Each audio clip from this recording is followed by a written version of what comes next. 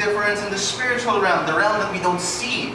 There says here, He sits enthroned upon the cherubim. Let me read for you an Old Testament passage. It talks about seraphim, but they're similar.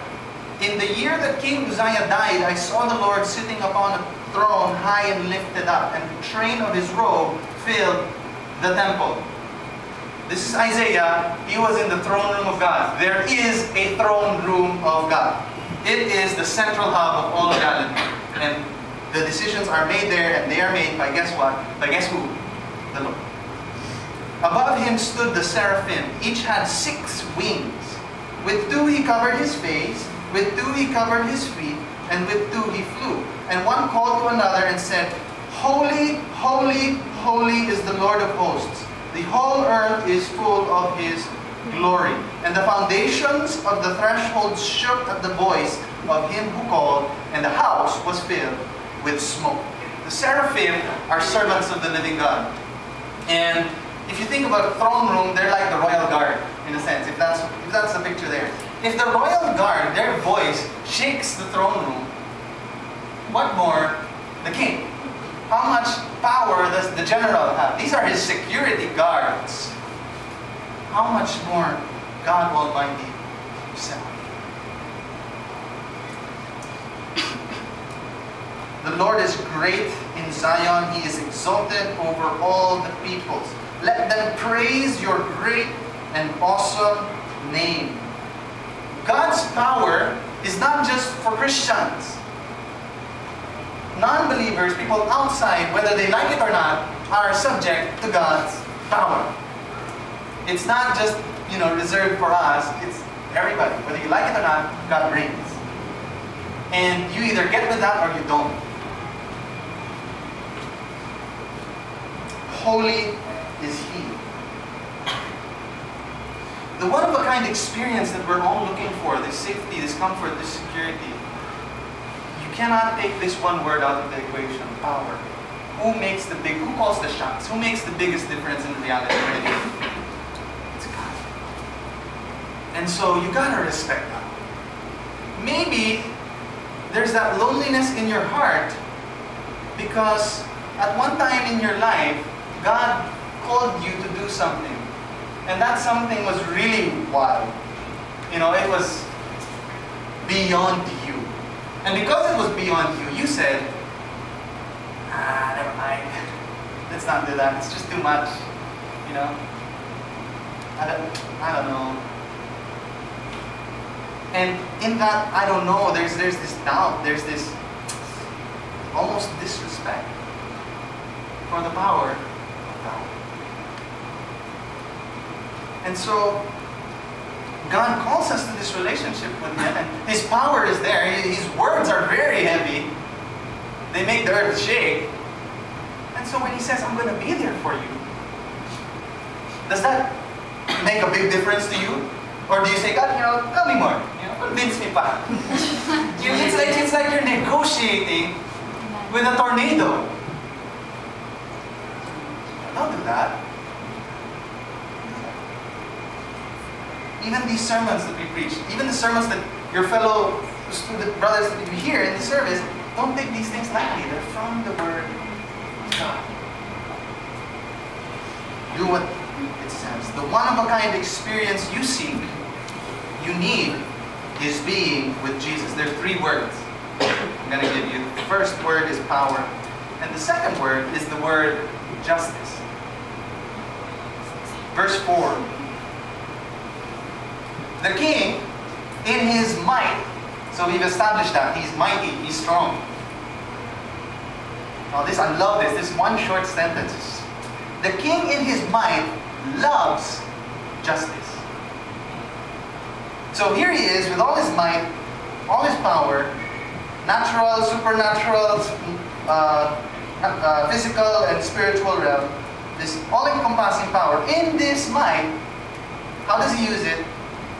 Justice. And he just use it or apply it on justice. He loves justice. God has a deep affection for justice. He loves justice. Again and again it says here, you have established equity.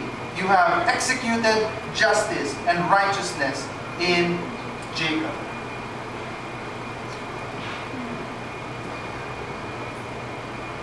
Have you ever felt that somehow God was unfair?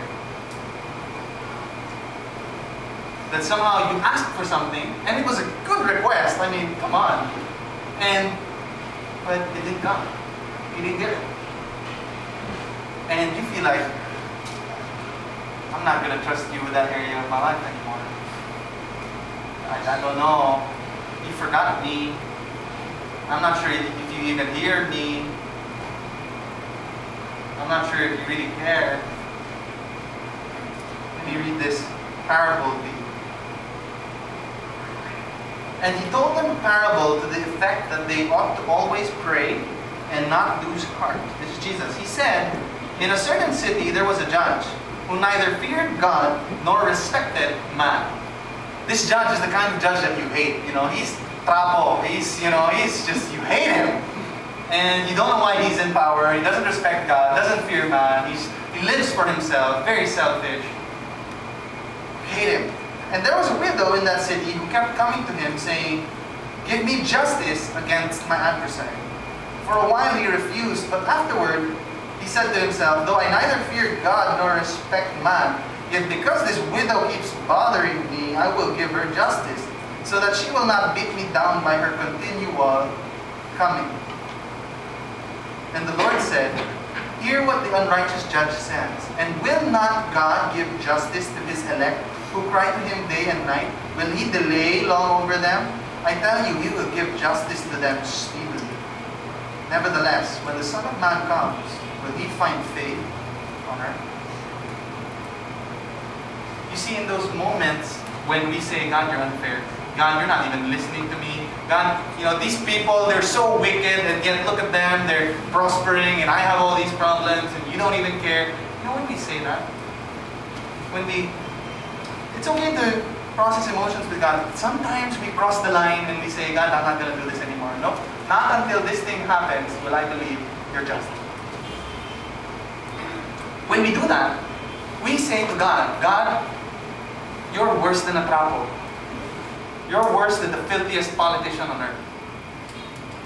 That's really what we say. Because the filthiest politician on earth, kung kulitin mo ng kulitin, he's gonna eventually just, okay, I'm gonna give you justice, get out of my face, But somehow we think God is some sort of sadistic guy who's like, you're suffering, I don't care. And it's an insult to who he is. We don't realize that, God loves justice.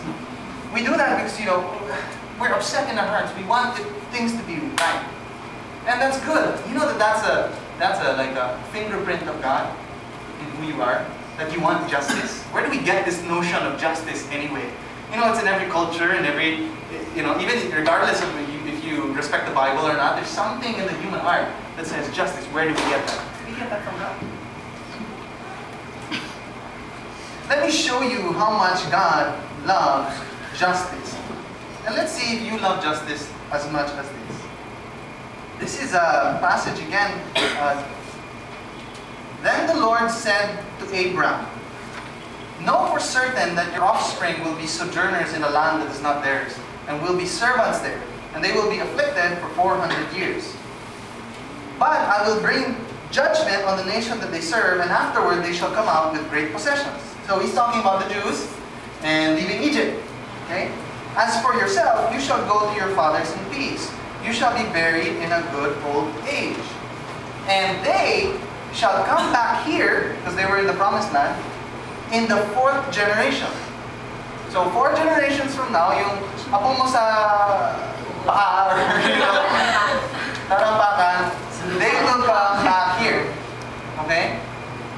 And here's just the kicker.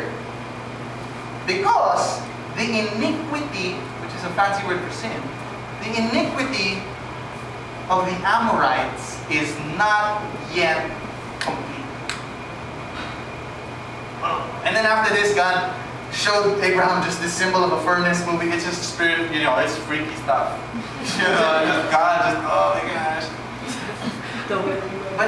But listen to this. God is saying, I'm going to bring you back, but in the 4th generation,